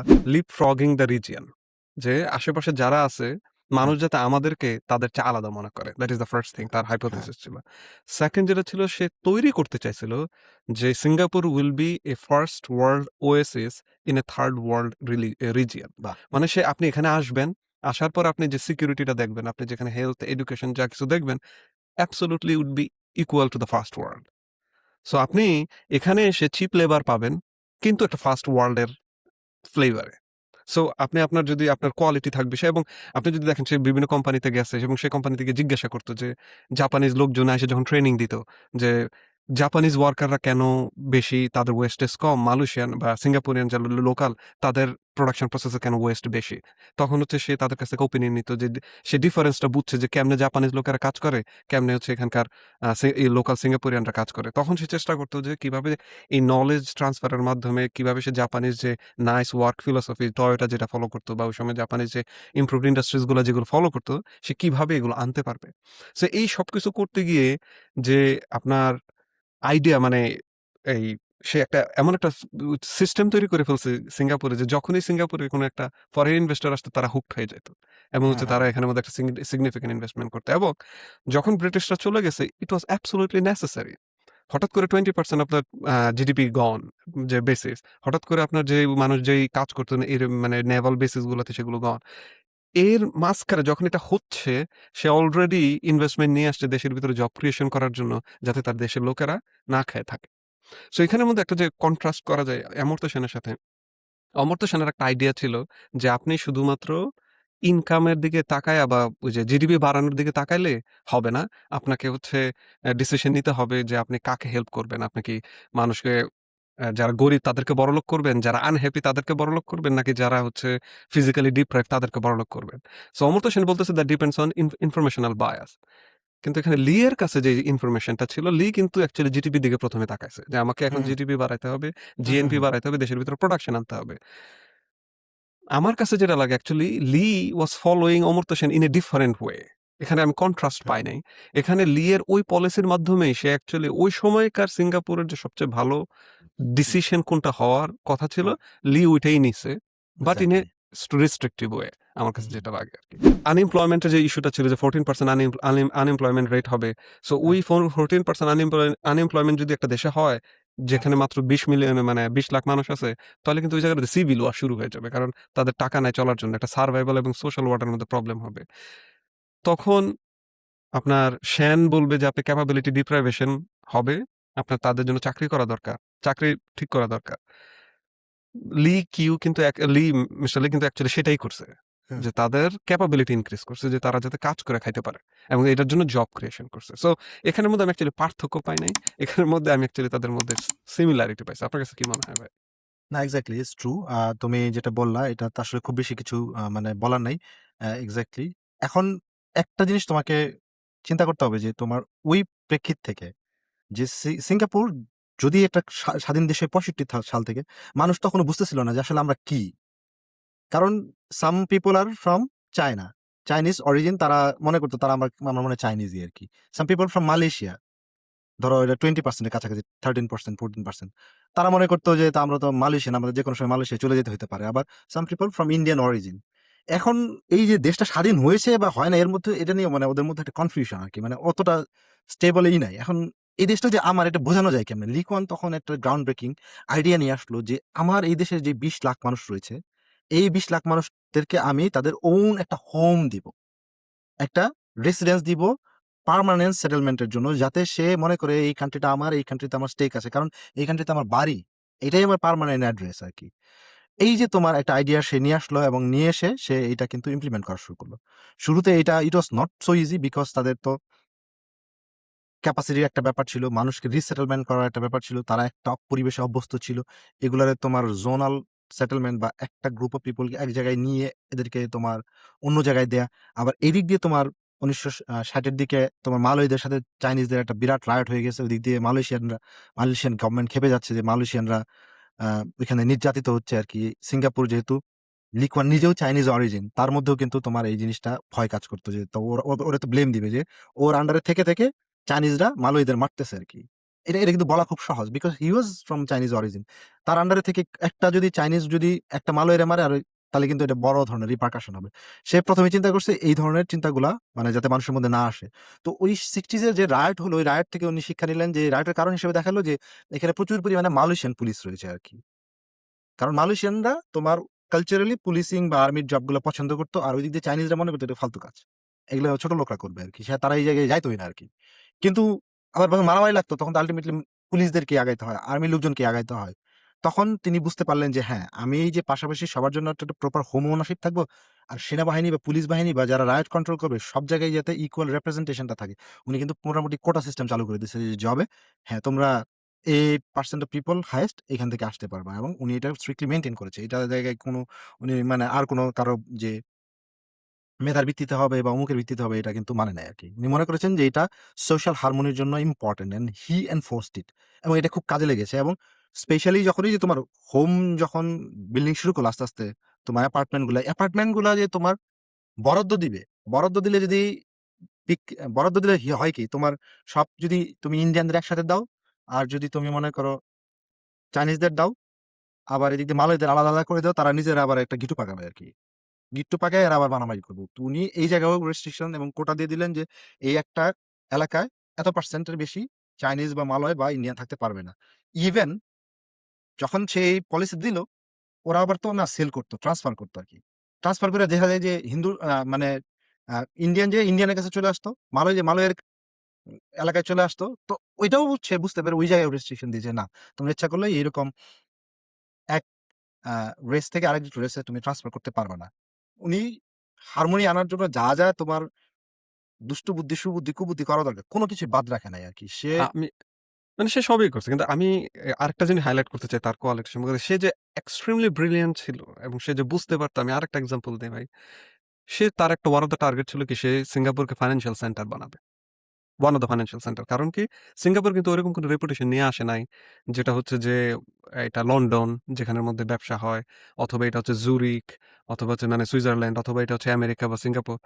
ওই সময় সে একটা জিনিস লক্ষ্য করছে। সেটা হচ্ছে যে যখন ফরেন কারেন্সি ট্রান্সেকশন হয়, হুম, ফরেন কারেন্সি ট্রান্সেকশন এর মধ্যে ১ম এ এটা ধরেন শুরু হয় আ মানে লন্ডন থেকে।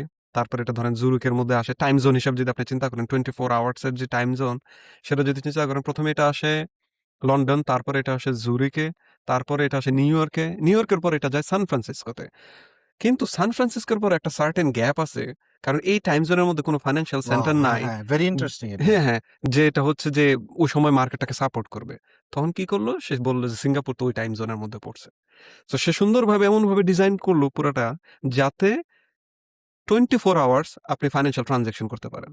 এবং এটা করার কারণে কি হয়েছে? হঠাৎ করে Singapore in the middle of this financial centre.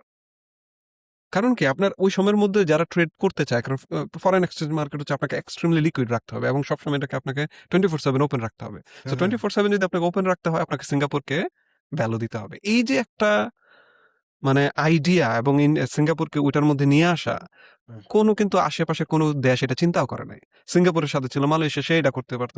Indonesia এটা করতে পারত। ইনফেক্ট আমরা যদি বাংলাদেশের কথা চিন্তা করি, আমরাও কিন্তু ওই সময় যদি চিন্তা করি 1971 ফাইন্যান্সটা এটা এত বড় ইন্সট্রুমেন্ট বা টুল, এটা মানে গেসই করতে পারে নাই আরকি। গেসই করতে পারে নাই কোনো একটা দেশ। যে এত বড় যে ফাইন্যান্সিয়াল বড়, মার্কেট বড় বা স্টক কিন্তু সে মার্কেট বা কিন্তু এটা গেস করে ফেলছে ট্রেডিং এবং সে সেন্টার। গেস করে শুধু যে করছে এরকম না, একেবারে ফাটায় ফেলছে আরকি। যে ওই স্ট্যান্ডার্ড রাখছে ব্যাংক অফ লন্ডনের এই স্ট্যান্ডার্ড এবং ওইভাবে এবং সে রুল অফ ল ওইভাবে সেটেল করছে। আপনার যে মানুষ যাতে ট্রাস্ট করতে পারে। আপনার মিলিটারি ওইভাবে রাখছে যে মানুষ ওই জায়গার ভিতরে জুডিশিয়ারি সে জুডিশিয়ারি মারাত্মক ভাবে রাখছে। ইন্ডিপেন্ডেন্স দিয়েছে আরকি। ইন্ডিপেন্ডেন্স দিছে এবং ইনট্যাক্ট। সে সবকিছুকে ওইভাবেই মানে সে পানিশমেন্ট দিছে যদি কেউ করাপশন করছে। কারণ এখানের মধ্যে করাপশন করা যাবে না। কারণ আমি যদি এই একটা ছোট দেশের ভিতরে মানুষের কনফিডেন্স আনতে চাই, আমাকে এটাকে 100% ক্লিয়ার রাখতে হবে। সো দিস ওয়াজ ফিনোমেনাল আমার কাছে লাগে যে কিভাবে একটা দেশের লিডার একটা দেশের মানে আমাদের বাংলাদেশের জন্য কিন্তু এরকম অপরচুনিটি ছিল time to time. We hmm, couldn't make it. But এখানের মধ্যে সে যখনই যেটা পাইছে এবং সে প্রোঅ্যাক্টিভলি এগুলো সার্চ করতো। এমন না যে মানুষ এসে তার অ্যাডভাইস দিছে। সে চিন্তা করতো যে সে সারাদিন চিন্তা করতো যে কিভাবে এইটাকে কাজে লাগানো যায়, কিভাবে আমার মিলিটারিকে কাজে লাগানো যায়, কিভাবে আমার এয়ারপোর্টকে কাজে লাগানো যায়, কিভাবে দেশের মধ্যে একটা গলফ কোর্স তৈরি করে সে হচ্ছে একটা অ্যাট্রাকটিভনেস তৈরি করে ফেলছে। আপনি ওই জিনিসটা চিন্তা করেছেন যে মেকিং ইট গ্রিন মানে ওয়ান অফ দা একটা চ্যাপ্টারই হুম, আছে হুম। এটার উপরে যে কিভাবে তার টার্গেটটা ছিল এবং সবকিছু গ্রিনিং টার্গেট সিঙ্গাপুর। হ্যাঁ, মেকিং মেকিং মানে গ্রিন সিঙ্গাপুর। সো কিভাবে সবকিছু একসাথে হয়ে একটা আরেকটাকে একটা গ্লোরিয়াস সাইকেল তৈরি করে ফেলছে ওই জায়গার মধ্যে। So that was really fascinating to watch. আপনার কাছে কি মনে হয় এই জায়গার মধ্যে? না, অ্যাবসোলিউটলি, অ্যাবসোলিউটলি। উনি একটা ভিশনারি পারসন ছিলেন আরকি। উনি প্রত্যেকটা সেক্টর ধরে, ধরে কাজ করেছেন এবং প্রত্যেকটা সেক্টর যখন যে জায়গায় হাত দিয়েছেন, মানে ২-১ জায়গায় ব্যর্থ হয়েছেন, কিন্তু উনি এর শেষ দিকে ছেড়েছেন। যে কোন কিছু ধরে যদি মনে হয়েছে যে কোন ১টা ২টা এক্সপেরিমেন্ট ফেল করেছে, উনি পরবর্তীতে আবার ঐটার উপরে অন্য যেসব ইন্টারন্যাশনাল প্রিসিডেন্স রয়েছে বা ইন্টারন্যাশনাল প্র্যাকটিস গুলো রয়েছে, এটা উনি মেইনটেইন করেছেন। উনি যখন তোমার ফাইন্যান্সিয়াল সেন্টারটা করলেন, উনি জানেন যে ফাইন্যান্সিয়াল সেন্টার রাখার জন্য সবচেয়ে বেশি দরকার হবে তোমার প্রপার রুল অফ ল। কারণ এখানে অনেক লিটিগেশন থাকবে। স্পেশালি তোমার কমার্স এবং ট্রেডে কিন্তু ইন্টারন্যাশনাল অনেক লিটিগেশন থাকে। কেউ যাতে কোনদিন মনে না করতে পারে সিঙ্গাপুরের কোর্টে গিয়ে সিঙ্গাপুরের লোকজন মানে বেনিফিট পায়। এই ধরনের সে এই ডাবল স্ট্যান্ডার্ড গুলা সে একদম শুরু থেকে কার্ভ করেছে এবং মানে তোমার জুডিশিয়াল বা অ্যাডমিনিস্ট্রেশন কে একদম প্রপার ফ্রি রেখেছে। আর পাশাপাশি অন্য কি দেখলে একটা দেশের এসে মানুষ বিনিয়োগ করবে অথবা মনে করবে এটা আমার দেশ, আমার দেশের মতো, এটা আসলে কোন গরিব, ফালতু, নোংরা, দুর্গন্ধযুক্ত কোন দেশ না। এই দেশে আমি মন খুলে আমাদের দেশে যেভাবে বিনিয়োগ করতে পেরেছি, সেইভাবে এখনো পারি। ইভেন সে ট্যাক্স রেট যেটা রয়েছে, ট্যাক্স রেট সে ওই বেশি ট্যাক্স দিয়ে তোমার ওইখান থেকে আবার সোশ্যাল ওয়েলফেয়ার করবে, এরকম চিন্তাও সে রাখে নাই। সে মিনিমাম ট্যাক্স দিবে, বিজনেসগুলো বিজনেস করবে। তার ধারণা হচ্ছে যে যদি বিজনেস বেশি হয়, আমি যদি কম ট্যাক্সও নেই, কিন্তু অনেক বেশি বিজনেস হয়ে গেলে তখন আমি এখান থেকে কিন্তু বেশি ট্যাক্স পাবোই। ওই ট্যাক্স দিয়ে আমি যতটুকু করা যায়, আমি ওইটা দিয়ে সে কিন্তু সোশ্যাল ওয়েলফেয়ার অনেক কিছু করেছে। হাউজিং এর কাজ করেছে, এডুকেশন এর কাজ করেছে, স্কলারশিপ দিয়েছে, বাইরে পড়তে যাওয়ার সুযোগ দিয়েছে। যার যেটা লাগে একটা সিঙ্গাপুরের সিটিজেনের প্রপারলি লাইভলিহুড এর জন্য সে কোন কিছুই বাদ রাখে নাই আরকি এবং প্রত্যেকটা কাজ সে করেছে। কিন্তু সে শুরুতেই ঘোষণা দেয় না যে আমরা একটা সোশ্যাল ওয়েলফেয়ার কান্ট্রি। আমরা ইভেন তার যে তোমার ডিপ্লোম্যাসিটা ছিল, এটাও একটা গ্রাউন্ড ব্রেকিং আইডিয়া। তখনকার দিকে তোমার ডিপ্লোম্যাসির আইডিয়াটা কি ছিল যে either we are communist or we are like capitalist. ও কিন্তু এগুলা কোন কিছুর ধারে বসা যায় নাই। তার ডিপ্লোম্যাসির পলিসির ফোকাস ছিল we are pragmatist and will go by the way where Singapore has a stake. Otherwise আমরা এটাতে আর নাই আরকি। এবং সে এটার বাইরে কখনোই যায় নাই আরকি। এটা ব্রিটেন চাপ দিয়েছে অনেকবার, অনেক ইস্যুতে, স্পেশালি তোমার ট্রেড নেগোসিয়েশন। তারপরে যে তোমার ডলার একটা সময় ছিল তোমার সিঙ্গাপুরের যতগুলা রিজার্ভ ছিল সবকিছুই তোমার স্টার্লিং, ব্রিটিশ স্টার্লিং এ ছিল। যখন ওরা ওইখান থেকে চলে যাওয়া শুরু করলো, সে ওইখান থেকে এগুলো কিন্তু পুল আউট করা শুরু করেছে। তখন কিন্তু ব্রিটেন তাদেরকে চাপও দিয়েছে, "এই তোমরা কেন পুল আউট করছো স্টার্লিং থেকে?" আরকি। কারণ ব্রিটেনের তো এখানে একটা স্টেক রয়েছে। কিন্তু সে যেটা মনে করেছে না, will go to dollar from sterling, সেটা কিন্তু আস্তে, আস্তে করেছে এবং তাকে কেউ আটকাইতে পারে নাই। তার কিন্তু সব ফ্রেন্ড ওই ইউকে তে ছিল। বাট তার মনে হয়েছে এটা সিঙ্গাপুরের জন্য switching from sterling to dollar is preferable option, সেটা করেছে এবং সে এটা ইমপ্লিমেন্ট করেছে। এই জায়গায় সে মানে কোন কিছুই মানে বাদ রাখে নাই। একটা আরেকটা জিনিস ফ্যাসিনেটিং ভাই। সেটা হচ্ছে যে দেখেন এই যে সে যে এত কিছু করতেছে, এর মাঝখানে কিন্তু কোন সিগনিফিক্যান্ট লেবার স্ট্রাইক হয় নাই। রাইট হয়েছে, কমিউনাল রাইট ঠিক ছোটখাটো আছে? এই হয়েছে যে আরকি। এখানে কিন্তু এই যে চ্যাপ্টারে যে 6 এর মধ্যে আছে যে উইনিং ওভার দ্য ইউনিয়নস। হুম, হুম, হুম। ওখানের মধ্যে আমি একটা কন্ট্রাস্টিং জিনিস পাই আরকি। যে এখানের মধ্যে যেটা হইছে যে ধরেন ১৯৬৭ সালে যখন হচ্ছে কে সাপায়া মানে একটা ওই যে একটা লিডার যেটা হচ্ছে ক্লিনজিং ওয়ার্কারদের ইউনিয়নের হুম, যে হুম, লিডার ছিল, সে বলতেছিল যে আমার 14,000 জব তারা হচ্ছে সিম্পেথি স্ট্রাইকে চলে যাবে। তারপর হচ্ছে 2,400 স্ট্রাইকার যারা হচ্ছে আছে তাদের মানে বিভিন্ন জায়গার মধ্যে ছোট, ছোট জায়গায় তারা দেখতেছিল যে স্ট্রাইক হবে বা ওইরকম একটা ভাইব চলতেছে। এবং সে ওই সময় জিনিসটা দেখছে যে যখন ব্রিটিশ ট্রেড ইউনিয়নের প্র্যাকটিসগুলো সিঙ্গাপুরে ছিল, তাদের হুম, ট্রেড ইউনিয়নের মেইন টার্গেট ছিল যে how to squeeze employers for more pay and benefits regardless of the hmm, company. Hmm, company যেটা হচ্ছে এটা হোক, আমাদেরকে বেশি বেনিফিট দিতে হবে। সে কিন্তু সেটাও বুঝতে পারছে।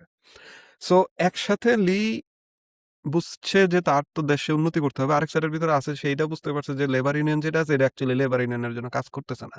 হুম, তারা hmm, hmm, actually harming the company. So এই ২ টার মাঝখানে এসে সে এমনভাবে একটা ডিসিশন নিল, সে চয়েসটা কিন্তু দিয়ে দিল ওয়ার্কারদের কাছে।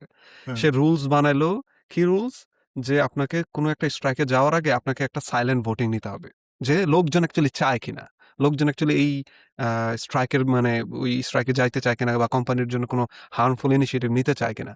সো এই যে একটা আইডিয়া, এবং সে হচ্ছে ম্যানেজমেন্টের কাছে রাইটটা দিয়ে দিছে হায়ার অ্যান্ড ফায়ার, প্রমোট এবং ট্রান্সফার করার জন্য। এবং হচ্ছে সে যখন দেখছিল যে পোর্টের মধ্যে স্ট্রাইক হবে, সে সরাসরি বলে দিছিল যে আমি যদি দেখি পোর্টে স্ট্রাইক হচ্ছে, I will consider it high treason, এবং হচ্ছে স্ট্রাইক লিডার যেটা আছে তাদের এগেনস্টে আমি হচ্ছে কাজ শুরু করব।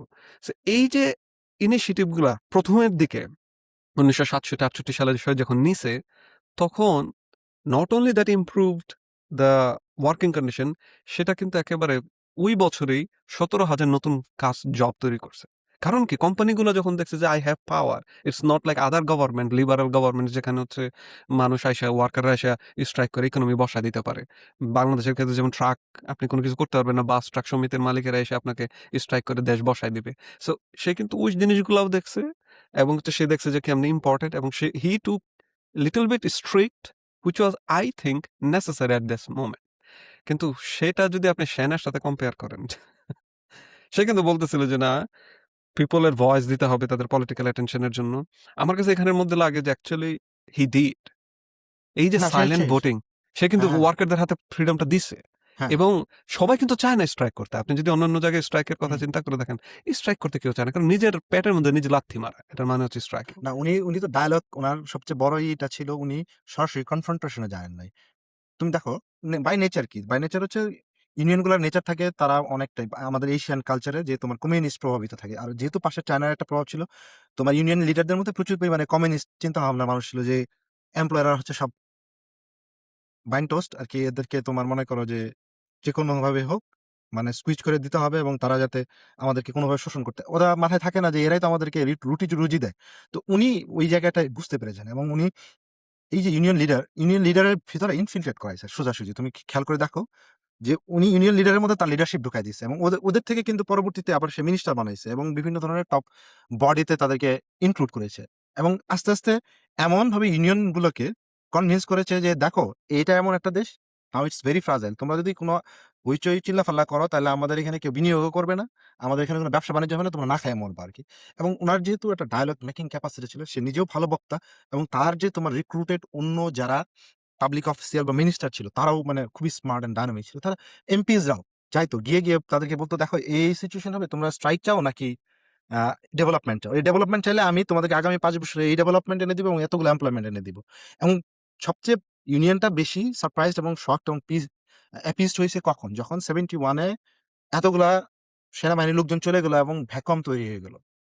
যে এই লোকগুলা সবাই কিন্তু তোমার চাকরি চলে যাওয়ার কথা আরকি। কিন্তু এদিক দিয়ে সে এমএনসিস, ইন্টারন্যাশনাল এমএনসিস গুলোকে নিয়ে এসে এখানে প্রচুর পরিমাণে জব ক্রিয়েট করে ওই যে তোমার যেই লোকগুলার বেইজ এ কাজ করতো, ব্রিটিশ মিলিটারি বেইজ এ কাজ করতো সবগুলোরই কিন্তু সে মোটামুটি একটা জায়গা দিতে পেরেছে। পাশাপাশি প্রতি বছরই তো নতুন গ্র্যাজুয়েট বা স্টুডেন্টরা বের হচ্ছিল যাদেরকে জব দরকার তাদেরকেও সে ভালো জব দিচ্ছিল।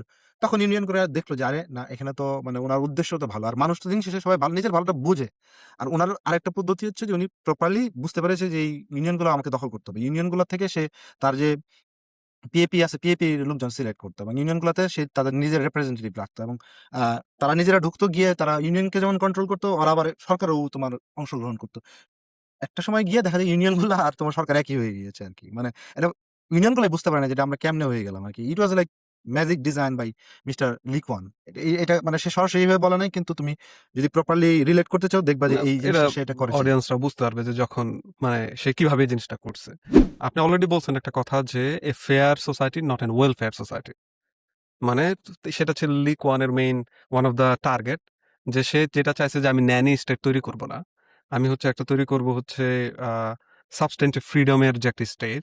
সে ওই সময়ের মধ্যে যে জিনিসটা একটা জিনিস দেখছে যে একটা সোলজার মাত্র 20 লাখ মানুষ, এখন 20 লাখ মানুষের মধ্যে সে একটা সোলজার যদি নিজে নিজের বাড়ির মালিক না হয়, সে কিন্তু যুদ্ধ করতে যাবে না। যে আমি যদি যুদ্ধ করতে যাই, আমার ফ্যামিলি তো একটা বাড়িও নাই, তো সেক্ষেত্রে আমি যুদ্ধ করতে যাচ্ছি কাকে প্রোটেক্ট করার জন্য? ওয়েলথকে প্রোটেক্ট করার জন্য। তখন কিন্তু এটা একটা মারাত্মকভাবে সমস্যার মধ্যে চলে যাবে। সে আরেকটা প্রবলেম দেখছে যে যখন ডক্টররা ফ্রি মেডিসিন দেয় সিঙ্গাপুরের লোকদেরকে, অ্যান্টিবায়োটিক, যদি 2 দিন পরে কাজ না করে সে ওষুধ ফালায় দেয়। সো এই যে ওয়েস্ট, সে ওই সময় এটাও দেখছে যে সুইডেন বা অন্যান্য দেশ যারা হচ্ছে ওয়েলফেয়ার মডেলের মধ্যে গেছে, they are facing debt like this buffet of public services, যেটা অ্যাকচুয়ালি দেশের ভিতরে ওরকম কোনো ডেভেলপমেন্ট আনতেছে না। সেই সবকিছুকে বাদ দিয়ে সে যেটা জিনিস করলো কি, সে হচ্ছে অ্যাসেট এনহান্সমেন্ট এবং হচ্ছে সেলফ রিলায়েন্স এর মধ্যে দিয়ে দিল। সেটা কিন্তু সাবসিডিজ এর মাধ্যমে না, সে সবাইকে সে একটা পেনশন ফান্ড তৈরি করলো সবার জন্য।